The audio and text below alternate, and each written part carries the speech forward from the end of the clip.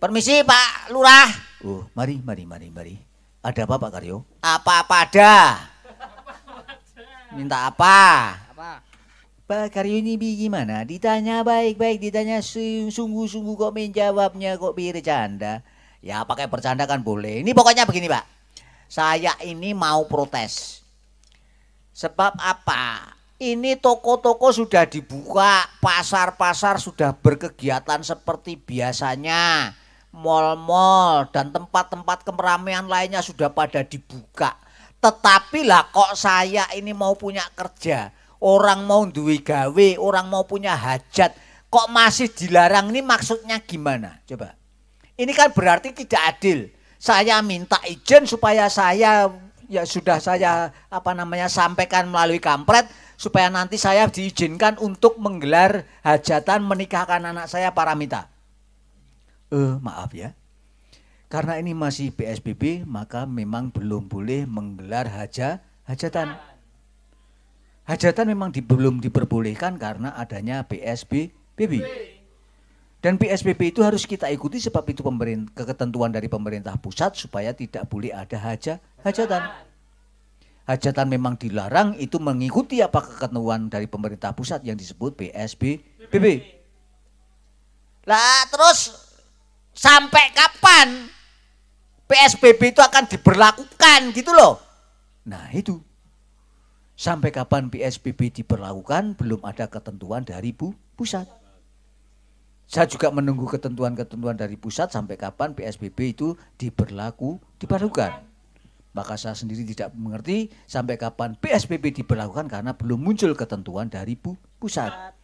Maka mari kita tunggu ketentuan dari pusat supaya tahu sampai kapan PSBB diberlakukan. Kira rampung iki malah niki kok. Nek sewengi aku dialog karo lurahe wis saya angel ra rampung. Pak Bayan, piye? Begini Pak Karyo, jadi memang belum boleh. Maka dari itu mohon maaf sekali supaya nanti rencana punya gawe ditunda sampai benar-benar situasi aman. Sampai benar-benar COVID-19 tidak lagi ada di lingkungan kita. Begitu Pak Karyo. Ya nggak bisa lah. Ini urusannya ya. Kalau saya itu nggak jadi punya kerja. Ini anak saya ini nanti perutnya makin gede, aib saya makin terbuka, saya malu. Gitu loh. Saya juga ini mau minta keterangan. Saya ini sudah 5 bulan gak ada job. Pak Tompel ini gimana supaya saya segera bisa dalang? Aduh, ini Mbah Cirmo. Betul. Aduh maaf sekali Mbah, ini juga belum bisa. Tapi bagaimana saya juga ini ya, ini para penyanyi dan sebagainya, grup-grup musik juga banyak yang sudah mulai resah Pak Tompel. Ini sampai kapan ini mau dibuka kesempatan supaya kita para seniman itu juga kemudian punya kesempatan. Dan ini memang seperti satu paket yang namanya kegiatan sosial budaya Pak Tompel. Ya toh, orang punya kerja itu menjadi wahana bagi eksistensinya seni dan budaya, khususnya di situ. Karena apa? Dominan kegiatan seni budaya itu mengikuti kegiatan sosial budaya yang disebut hajatan publik Pak Tompel. Tolong ini diperjuangkan. Aduh, iya betul sekali. Tapi kan kita cuma pemerintah desa, tidak mengerti kebijakan pemerintah pusat. Itulah yang saya maksud. Maka dari itu kita harus bersabar. Ya wangangel lah. Ya sabar sih, pikiran sabar bisa saja, hati sabar bisa saja, ning perut nggak bisa sabar loh. Pak Somad sebagai lurah itu orang tuanya orang sedesa. Ya harus berani memperjuangkan Pak Somad. Ini kasihan ya. Jadi begini. Ini sebenarnya karena ketidakmampuan negara, akhirnya negara itu justru seolah-olah tutup mata kepada persoalan, mengabaikan kepada persoalan demi tidak dituntut terlalu jauh tanggung jawabnya sebagaimana amanat undang-undang. Coba bayangkan di seluruh Indonesia ada berapa juta pelaku seni dan pelaku budaya. Setiap suku mempunyai seni, setiap suku mempunyai kebudayaan, ada pelaku-pelakunya dan itu semua kegiatan terhenti oleh adanya PSBB. Coba. Nah, pelaku budaya ini atau kegiatan kebudayaan ini dominan berlangsung dipicu oleh kegiatan sosial budaya terutama hajatan-hajatan publik. Dari mulai manten, dari mulai sepasaran bayi, dari mulai kitanan, banyak hajatan-hajatan kepentingan publik yang lain yang itu menjadi trigger dari bergeraknya kebudayaan di negeri kita yang ada di seluruh pelosok Indonesia. Kalau itu semua dihentikan, sama juga pistol yang kemudian triggernya dikunci sehingga kebudayaan menjadi macet, kesenian pun menjadi macet, Pak Lurah. Ini yang tidak dipikirkan. Artinya apa? Kalau seniman ini belum boleh pentas, orang punya kerja belum boleh diselenggarakan, artinya seperti seniman ini secara tidak langsung itu disuruh menjalani karantina rumah. Padahal menurut bunyi undang-undang tentang kekarantinaan kesehatan, ketika terjadi kebijakan karantina rumah, kehidupan kebutuhan manusia termasuk binatang yang ada di dalamnya, makanan binatang pun itu menjadi tanggung jawab pemerintah pusat. Nah, bisa enggak bertanggung jawab? Kalau tidak, kalau seniman ini kemudian sekian juta ini mati karena kelaparan, lantas siapa yang harus bertanggung jawab? Enggak. Ini berarti terjadi ketidakadilan.